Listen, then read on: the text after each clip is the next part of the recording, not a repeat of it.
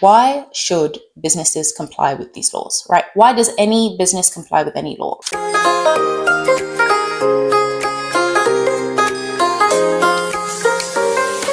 Hello and welcome back to Privacy Professional Training. My name is Fumi Owolabi. The purpose of my channel is to help individuals who are taking privacy certifications that I have personally taken. So today's video, we are going to be looking into Domain 4 for the CIPPE exam. I took the CIPPE exam, which is offered by the International Association of Privacy Professionals. I took this exam a number of years ago.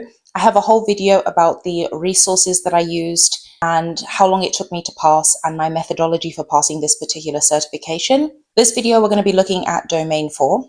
What I'm hoping to accomplish during this video is give you insight into certain terminology that is going to be very useful when you are taking into consideration the responsibilities in the European Union as it pertains to data protection. So for anybody that is brand new, this is your first video with me. The CIPPE stands for Certified Information Privacy Professional for Europe. I've already mentioned the governing body. The discussion for today is for the Domain 4 for the body of knowledge that is applicable for July 2026. Another note, if you are brand new to privacy, is that these exams change often, so it's going to be incredibly important for you to keep up to date on the appropriate body of knowledge that is coming out. And ideally, my plan is to cover some of the topics that may be coming out with new bodies of knowledge on this channel because it's going to be incredibly relevant for your studies. So let's get into some of these key concepts that you're going to encounter during your studies. The first concept I want to talk about that is a theme within Domain 4 is the concept of accountability. Accountability is a term that is generally used in lots of different privacy certifications to look at the responsibilities that different entities under statute have. Now, for the CIPPE exam, you're going to encounter different entities like a data controller, which means an entity that determines the means and purpose of processing. Also going to encounter a term defined under statute as a processor. A data processor looks at the instructions of a data controller and follows those instructions. So when we think about accountability, we're looking at what are the responsibilities that a data controller has, given the fact that they determine the means and purpose of processing information. So I'm going to provide an example of what accountability looks like.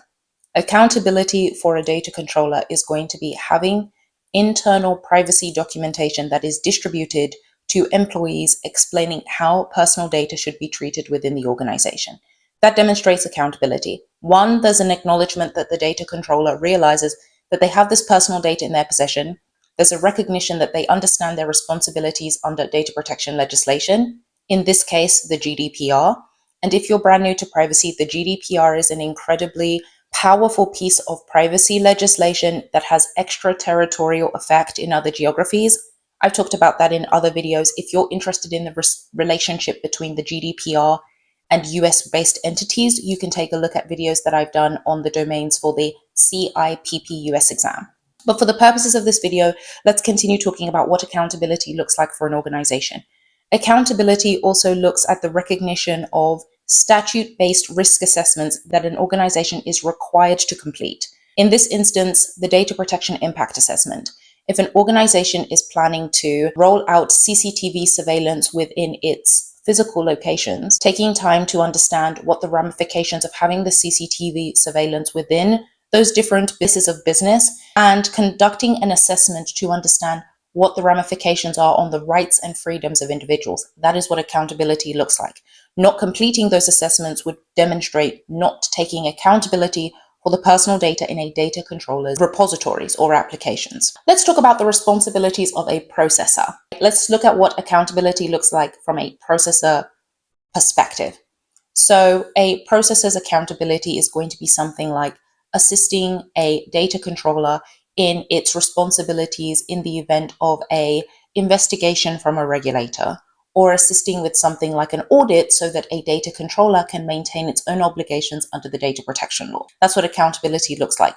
Putting in place those contractual agreements that allow a data controller to ensure that the processor in which it's entrusted its personal data to is complying with the data protection laws in effect as it pertains to the personal data that's processed. So if you take a look at other videos that I've discussed in the CIPPE domains, you'll see that I talked a lot about what personal data constitutes. Accountability shows up at looking at what the safeguards are required for the personal data, whether it's personal data that is considered a special category of personal data or personal data that is not considered a special category of personal data, looking at the distinctions and understanding the accountability associated with processing that personal data. We know as an organization that if we're processing special categories of personal data, things like biometric data or trade union membership, those identifiers are considered special, and as such, there are additional safeguards that need to be put in place.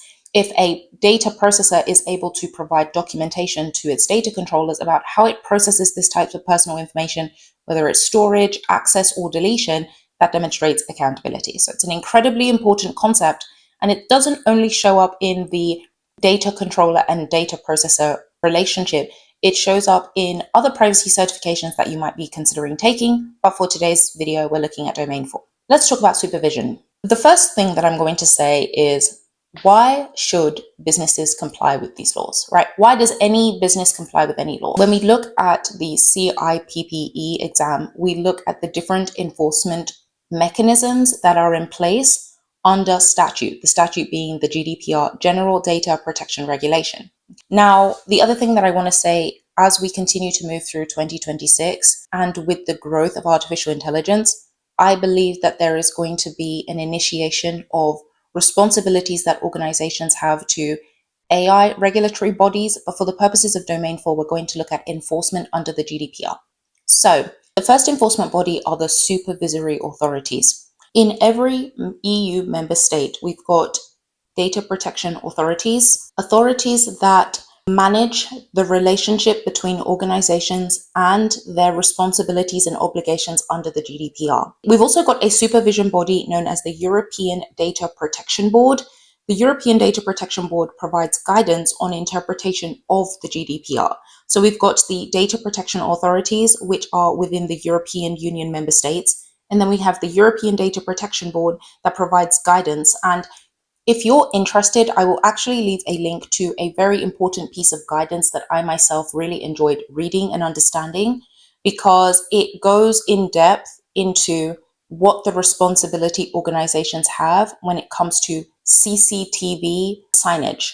The GDPR has language that is open to interpretation in cases, so the European Data Protection Board is going to provide that additional guidance that different organizations need. And I've inserted a link below, and you can take a look at guidance from the European Data Protection Board, specifically on what signage should look like in the European Union, right? It's going to be incredibly pivotal for organizations. Again, it's just a template, but it's very useful, and that's why supervision and enforcement is so important. Let's talk about the consequences of violation. Under the GDPR, there are different types of administrative fines that can be issued, corrective actions, investigations, restrictions on processing of personal data, and compensation claims for individuals. So you're going to need to be able to understand the distinction, and you're also going to need to be able to understand the different thresholds associated with how much an enforcement body can issue against an organization for violating this incredibly important piece of data protection legislation. So that's something else that you're going to encounter in Domain 4, understanding what the percentages are of annual revenue. That's going to be incredibly vital. And then understanding corrective actions if need be.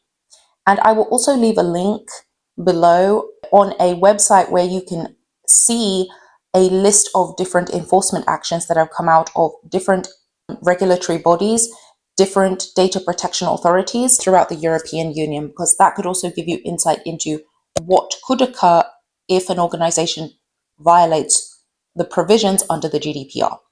So I really hope you enjoyed this breakdown of Domain 4 for the CIPPE exam. If you are looking for questions to assist you with your studies, I have some available on Amazon for purchase. If you like this type of content, subscribe to my channel, and I will see you in another one.